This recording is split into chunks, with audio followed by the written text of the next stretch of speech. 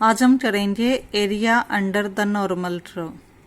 Normal curve के under में area कैसे निकालते हैं, ये उसने टेबल के फॉर्म में वैल्यूज गिवन है। हमें कोई फॉर्मूला नहीं लगाना, कुछ नहीं लगाना, डायरेक्ट टेबल से हम इसकी वैल्यूज निकाल सकते हैं।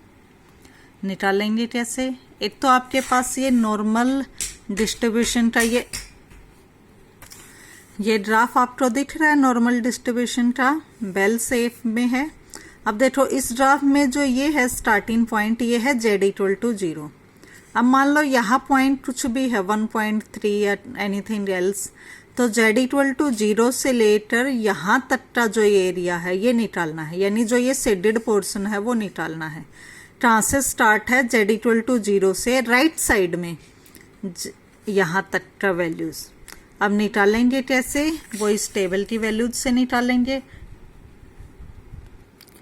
देखो मान लिया हमने एरिया निकालना है z इक्वल टू 0 से z इक्वल टू 1.54, तो 1.54 z इक्वल टू 0 से, यानी क्या निकालना हमें?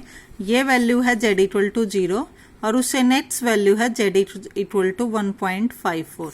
तो 1.54 के लिए पहले 1.5 और 4, यानी 1.54 वाला अगर हम देखेंगे तो कितना आ गया? 0.4382। तो इसमें आपकी वैल्यू जो 1.54 के लिए आई है वो क्या आ गई? 0.4382। तो area under z equal to 0 to z equal to 1.4 is 0.4382। अब नेक्स्ट हम निकालेंगे z इक्वल टू 1.5 के लिए। z इक्वल टू 1.5 के लिए हमारी क्या वैल्यू आई है? 0.4332।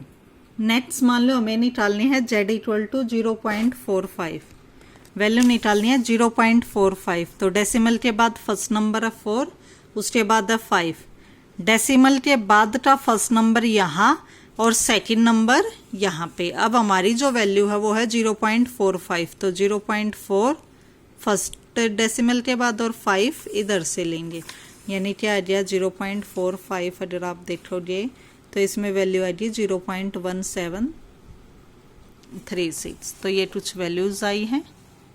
क्लियर? ये आपके फर्स्ट, सेकंड, थर्ड, फोर्थ इस टाइप के एग्जांपल्स में यूज हो रही हैं वैल्यू। यहाँ तक कोई डाउट हो तो बोलो। अब इसमें देखो जो ये ग्राफ होता है बेल शेप होता है, इसमें ये मान के चलो आपकी जो ये बीच में है ना, ये आपका मिरर है।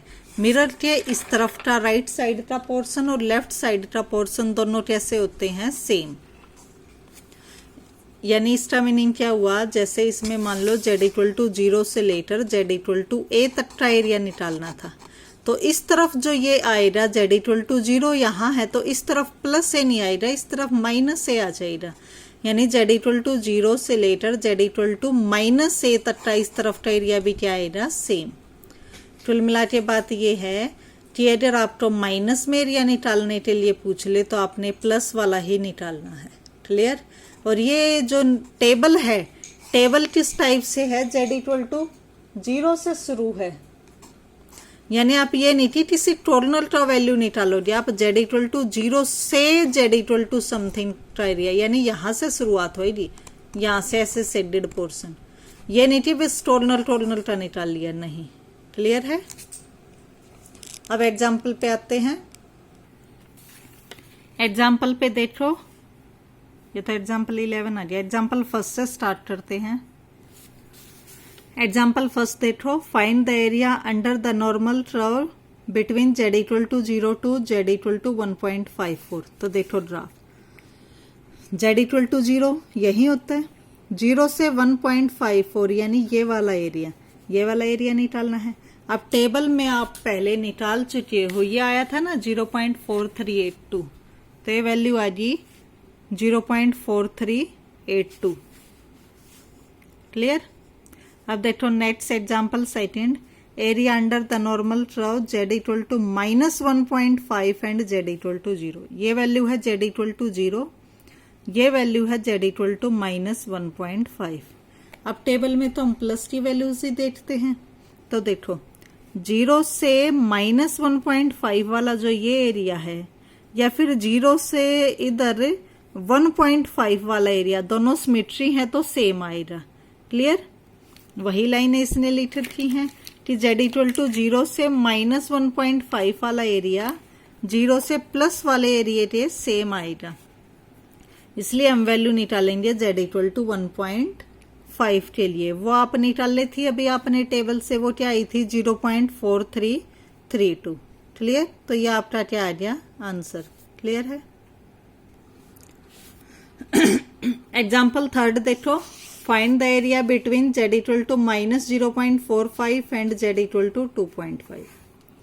देखो z इक्वल टू माइनस 4.5, एक तो जो ये पीक पॉइंट होता है, टॉप का पॉइंट होता है, वहां z की वैल्यू 0, फिर एक तो माइनस 0.45 वो इस तरफ आएगा, सेकेंड है z इक्वल टू 2.5 वो यहाँ आएगा, यानी यहां से लेकर यहां तक का एरिया। क्लियर? तो इसको हमने पार्टीशन में डिवाइड कर दिया कि यहां से 0 तक का एरिया, माइनस 0.5 से 0 तक का एरिया, प्लस 0 से 2.5 तक का एरिया। क्लियर? अब देखो माइनस 0.45 से 0 तक का एरिया जो है, यानी माइनस साइड है, जब दोनों साइड सिमेट्री है तो ये प्लस वाली साइड चली जाएगी, यानी ये किसके इक्वल है 0 से 0.45, और नेक्स्ट क्या था 0 से 2.5। क्लियर? अब टेबल में वही मेथड 0.45 और 2.5 की वैल्यूज चेक करोगे, ये आएगी, दोनों का सम था तो सम हो गया। क्लियर है? नेक्स्ट पे आ जाओ, example 4, find the area under the normal curve z equal to 0.75 and z equal to 1.85। ये वैल्यूज के बीच का एरिया निकालना था। तो देखो जब आप निकालोगे वैल्यू, हमें निकालना था यहां से यहां तक का, लेकिन जो टेबल कहती है वो तो 0 से शुरू होता है, तो हमने क्या किया 0 से लेकर यहां तक का एरिया निकाला, फिर 0 से यहां तक का निकाला और दोनों का क्या कर दिया डिफरेंस, तो यहां से यहां तक का आ जाएगा। सबसे पहले 0 से लेकर 1.85 तक का एरिया, उसमें से कौन सा माइनस कर दिया 0 से 0.75, दोनों माइनस करके हमारा ये शेडेड पोर्शन आ गया, यही हमारा आंसर है। क्लियर है? नेक्स्ट देखो example 5, find the area of to the right of z equal to 0.36। Shaded वाला निकालना हमें, z की वैल्यू 0.36 से राइट वाला। तो देखो पहले हम टेबल से z इक्वल टू 0 से 0.36 वाला निकाल लेते हैं। एक तो टोटल एरिया 1 होता है, राइट साइड में हाफ होता है, हाफ लेफ्ट साइड में होता है, यानी राइट साइड का लेके चले 0 से पूरा इस तरफ का एरिया लेके चले तो 0.5 आ जाए।